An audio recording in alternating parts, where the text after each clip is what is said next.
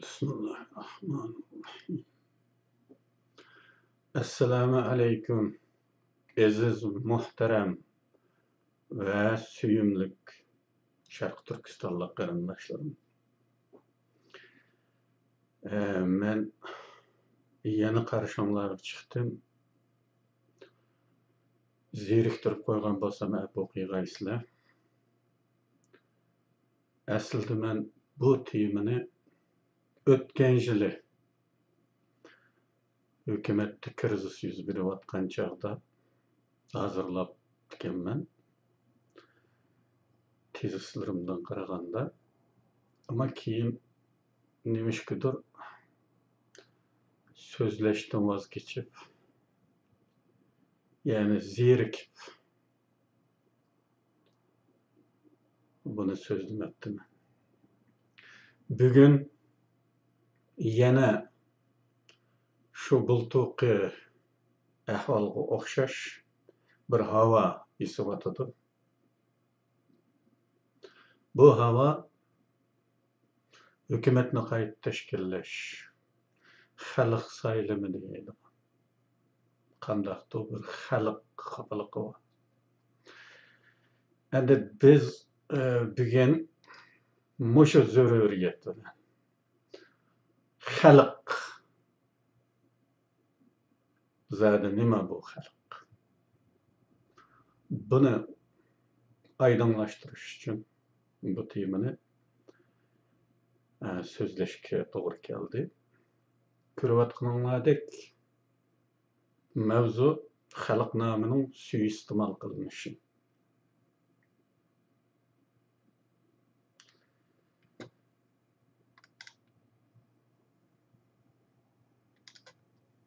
Xalq namının suistimal şekillik işletilişi hakkında men ilgirimi toxtalgan edim. Bu naiti eniq komünist markalık abjaq mal. Komünistler bilisler özlerinin mustabid hükümetini xalq hükümeti dep ataydı. Bu haqda men köp toxtaldım. Hatta sabık Sovet İttifaqıda her bir ministerlik üçünmü xalq sözü qıstırılatdı. Diplomatiya xalq komissari, tashqi ishlar xalq komissari yoki komissariyat şekilde. Bilisizlar, Xitoy ishg'oliyatidagi Sharq Turkistonda ko'zinglar tushgan her narsada xalq degan bu dabdabalik ama konkret chegarasi bo'lmagan abstrakt atalg'uning keng ko'lamda ishlatilishini. Xalq kinoxonasi, xalq teatri, xalq satr oshxonasi, xalq munchisi, xalq oshxonasi. Nimalar xalqning emas? Hamma narsa xalqning go'yo. Endi nima uchun xalq so'zi bu qadar keng doirada suiiste'mol shaklda qo'llanildi? Bu haqda to'xtalaylik. Amaliyotda bu haqda ilgari boshqa temalarda utur kelib qolgan ahvolda qisman qistirib o'tganim yodimda psixologiyaga oid videolarda degandek qilaman buni. Chunki inson psixologiyasi ajoyib murakkab bir narsa. Deb o'tdiq-ku, insonlarga baxtli ekanligini doim talqin qilib tursangiz, do'zax hayoti yashayotganiga qaramay, amaliyotda u o'zini baxtli hisoblaydi. Mana bu formada bu xalq nima uchun bu qadar suiiste'mol shaklda ishlatildi kommunistlarda? Buningga aql ishlatsanglar ma'lum tushunchaga kelasizlar. Endi biz xalqni biroz sharhlaylik. Xalq umuman yer sharida yashayotgan insonlar to'pining barchasini bildirdi. Shundaqla bir davlatda hamma fuqaroni bildirdi. Xalq bir shahardagi jamiy aholini bildirdi, bir mahalladagi jamiy aholini bildirdi. Va hokazo. Hammaga sinfiy o'lcham qo'yadigan kommunistlar buningga kelganda, bu xalq degan so'zni suiiste'mol shaklda ishlatishga kelganda xalqni nemişkidir muğlak şekilde, eniksiz şekilde şıltıdı. Bunun da sınıf damgısı besilmaydı. Yani inqilabi halk, proletariyat halkı, yoksul halk degендek süpetlep, sınıf kaşkısı sızıp durup işletmeydi. Bunundan kast, ular barlık okşamagan süpet, okşamagan sınıfları mensup cimi insanga hükümranlık kılıdıgan, hemmesiga vekillik kılıdıgan, hemmisinin ten beşini sılaydıgan iddiası boğunadan, mana şu halkını ayırıp oturmasını işildi. Bu komünistlarda hemmenesinin üstüde bir sınıf damgısı var. Halkını en temsil kılmaydıgan, yani halkka en vekillik kılmaydıgan asallıklarının yeni sınıf komünistlarının hükümeti boğan bu hükümet nima uchun buncha keng ko'lamda xalq so'zini her teşekkül, her kurum, her organ uchun ishlatadi? Gap mana shu yerda. Hozirgi zamon hukmronlari uchun danishmandlik qiladigan jamiyatshunoslar, psixologlarning deyishicha, insonlarga ularning baxtli ekanligi talqin qilib turilsa, ular o'zlarini baxtiyor hisoblaydi ekan. Garchi baxtning nimaligini konkretlab bilmasin. Ularga erkin ekanligi talqin qilib turilsa, ular o'zlarini erkin deb biladigan bo'ldi ekan. Shaxsan men o'z kechmishimdan biladigan ahvollarni desam, madaniyat inqilobi deb atalgan talva harakat yillarida hamma narsa biletlik, ücretsiz hech narsa setilmaydigan ahvolda. Zag'riga qo'saq to'ymaydigan turib, kishilar dunyodagi eng baxtli xalq ekanligiga to'liq ishonadi. Bu vaqtda men bir roman yazdım. Medeniyet inqilobi davrini oxir ko'rinish qilgan roman, balalik davrimdagi ahvollarga asosan. Shuningdan texmi ro'shan his qila olasizlar. Inshaalloh yaqinda nashrdan chiqadi. Ozod bo'lganligimiz yoki ozod qilinganligimizga to'liq ishondik. Bizga boshqa bir turli hayotni tex ko'migachga baxt degan balkim shudir deb ishonaylik-da. Texi yaqinda komünistlar kelishdan burun yeydisi og'zi yo'q, yeydisi uchisi baxtiyor yashagan. Go'shtdan zerikib zag'ir yeydim deb xafqigan mendan cho'nglar. Yani mesela mening ikki akam şu o'tmish qarong'i zulmatlik kona jamiyatda balalik hayotini yashagan ikki akam. Go'shtdan zerikib zag'ir yeydim deb go'shtga zag'irini tegishib yegan ikki akam. İkisimi baxtiyorligiga, ozod qilinganligiga ishongani ajoyib ishdi. İnsanni mana bunda qaydırib etkin oldu. Biz, yani qizil qo'g'dug'chilar, shu zamondagi yer sharida bizdinmi hur, bizdinmi baxtiyor insonlarning yo'qligiga to'liq ishondik. Shunga amerikalik bichoralarga, Yevropaning bichora xalqiga ichimiz og'riydi. Kashki shularg'imi bizga nisib bo'lgan azoblik nisib bo'lgan bo'lsa-cho'da. O'tganlarda pada psixologiyasi deb azroq jipchi bergandim va bu gap umuman xalq degan bu chegirisi belgisiz mavjudotning pada hisoblanadiganligi. Shunga omma yoki xalqning psixologiyasi, pada psixologiyasi deb ataladiganligini video qilishimiz mumkin. Kelgusida fursat bo'lganda texam maxsus mana shu pada bo'lish alohidligiga ko'ra xalq deyiladigan bu to'pqa har narsani qabul qildirish mumkin. Mana shunday qilib, suiiste'mol qilingan bu xalq so'zi insonlarga o'zlarining bu elda xo'jayin ekanligini, hammaning egisi ekanligini, hamma mavjudlik ular uchun ekanligini zanetib, ruhiy qanoat hosil qildirish. Norozilik xiyollari asosan mana shu papilashlar xosiyatida yo'qqa chiqqan bo'ladi.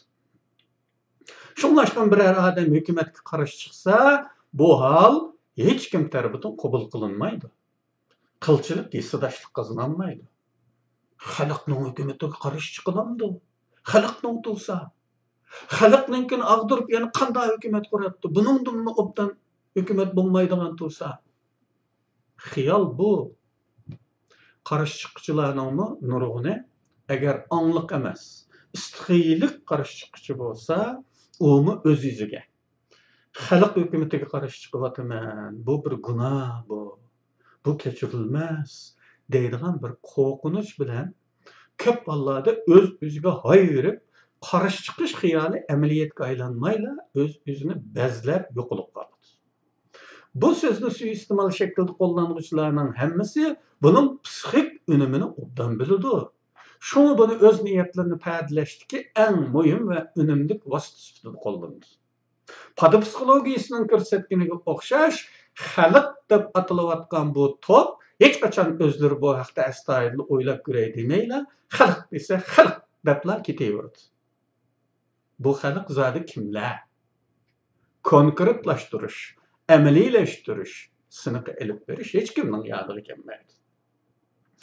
Xalq degan so'zning butun insoniyatni bildirishi. Bu so'zga bir xil ulug'liq sifati bergan. Bu sözünü sırlıklaştırgan, sürlükleştirgen. Goya bu söz bilen süpetlengen garazlarga karşı çıkış, aşı ulug'liqqa karşı çıkışdek, bütün insaniyetga karşı çıkışdek idrak kılınıp, kişiler bundak suiqasdlik garazlar yoşurulgan teşekküllerge sehrlanıp kaladı. Komünist istilasideki vatanımız Şarkı Türkistan'dan ayrılıp sersanilik hayatı yani diaspora da kullanıvatımız bazıda sersanilik hayatı yaşavatkan çetlerde keyinki çağlarda mana şu komünist markalık halk sözü suiistemal şekilde kullanılıp bazı garazlar bu sözün aqısığı yoşurunub yoki ularning asli g'arazlarini pardozlash roli o'ynaydigan ahvollarga duch kelishga boshladik. Hozirgi kelguncha bunday suiistemal shaklli xalq so'zi ishiltish umuman surgunda hukumat ichi va hukumatni cho'rdigan holda maydonga kelyapti. Agar buningda ko'zlagan natijalarga erishilsa, boshqa variantlar o'tirg'i chiqishi mumkin. Oldi bilan sürgünde hükümet içindeki g'arazı tazı bo'lmagan bultu. Sürgünde hükümet içindeki g'arazı tazı bo'lmagan şahıs yoki hamtavaqliq toplari bu xalq vakillerini xalq saylash fikrini ko'tarib chiqqan edi. Hükümet bu meselede xato qaror olishga majbur bo'lgan edi. Natijada bu chegirasiz muğlaq hukm bo'lgan xalq saylab berdi. Xalq saylab berdi deyilgan vakillarning hukumatga kirishi hukumatni jiddiy bir ichki krizisga patirgan edi. Bu atalmış xalq vakillari bir yilga yaqin vaqtimizni mashg'ul qilib, faqatla hukumatga chatoq terib berish, ziddiyat terish bilan shug'ullanib, aslidagi hukumatsizlar bilan yangi hukumatsizlar birlashib, nurg'un vaqt va zehniy kuchni ichki ziddiyatga tortib, qalaymiqonchilik tergan edi. Bu xatliq nayda təsdiqli bir taraf qılındı və bu hükümətsizlik guruhidikiler bölgünçilərə aylandı. Bugünkü bu bölgünçü toplarının məntiqisi boyunca tallanğan, özara kelişələydiğən həmfikirlərinin islahatçılarının topu buluş gerek olsa nemişqidir çak çekidim bösülüb, g'uva bir əslimiga aylanıb ketiş aldatılmaqda. Nazariya jihatdan chet ellarda bunda xalq saylimi səpsətisi krizis keltirdiganligini deb kelayotgan turibmi har xil sabablar bilan hukumatga kirib qolgan ba'zi foili majhul odamlarning hamtomaq guruhlarining besimi tufayli o'tkazilgan bu xato hukumat uchun bakmi qimmatga to'xtadi. Shundan keyin biz umuman bunday ichi o'tish tusidagi saylovlarning bizning bugungi realligimiz uchun ya'ni chet eldagi sersanilik hayat içindeki hayatımız için, realligimiz için uygun kelmeydiganlık fikirde sabitlaştık. Bu düşman istihbaratının sızıp girişleri için bazı şahsi qarniyetçiler, fursatparastlar için yaxshi fursat temin etadiganligi noktasida qarashimiz muqimlashdi. Endi umuman har qanday tashkilot, partiya guruhlarining qurilishidan tortib keyingi saylanlargacha kuzatadigan bo'lsak, hech birida xalq degan bu muğlaq atalg'uning obyektini topolmaymiz. Belgilik shaxslarning bir yerga to'planishi aqsida tashkilotlar, partiyalar qurildiganligini va shu yo'sin davom qiladiganligini ko'ramiz.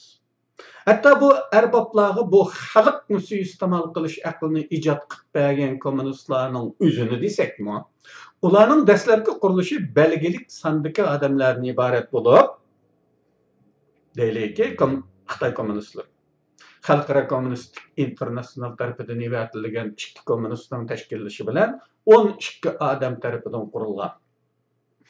Qachon? Qaysi qurultayda ularning vakillari xalq tarafidan saylanibdiki?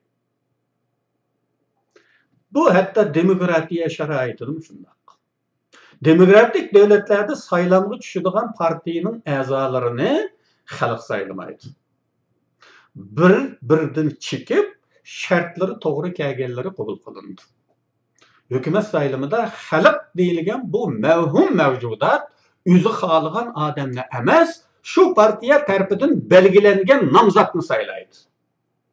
Bu faqat mustaqil davlat bo'lgandan keyin bo'ladigan ishlar. Endi bizdek sargardonlik hayoti yashayotgan xalqlarga nisbatan bo'libmi Sharqiy Turkistonliklardek o'z ishiga o'zining tomuzda qo'li to'ng'ish tutumini ifodalaydigan bir xalq uchun bundaq bir xalq saylamini o'ylab o'tirishning hojati yo'q. Bundaq bir sapsatini ko'tarib chiqqanlarni qaysi xalq o'ziga vakil qildi? Bu xalq zodi kimlar? Konkretlashtirish ilib berilsa, 3-4 odamning ishi bo'lib chiqadi. Safarbar qilingan xalq zodi nada? Xalqning zodi qanchiligi bu ishga ko'ngil bildigan vaziyatda. Qanchiligi haqiqatan qatnasha oladi? Qatnashgan bu xalq zodi kimlar? Xitoyning malaylarimi yoki vatanparvar Sharq Turkistonliklar? Buningga kim qanday kafolatlik qila oladi? Agar rostilla xalq deyiladigan konkret bir to'p bo'lganida oldi bilan savollanishga tegishli taraflar mana bular. Sapsatini qafasdan chiqarayotganlarning kimligi, qancha odamligi, ular o'zlari o'tirg'i chiqdimi yoki iddao qilganlardek ularni ma'lum xalq deyilgan to'p bu ishga muvakkal qildimi yo texim murakkab bir oq ko'rinishi bormi? Bu holda bularni muvakkal qilgan xalq kimlardan iborat? Bular tekshirilishi aniqlikka ega bo'lishi kerak. Andan bularga ishonsakmi kechikmaymiz. Xulos kalam.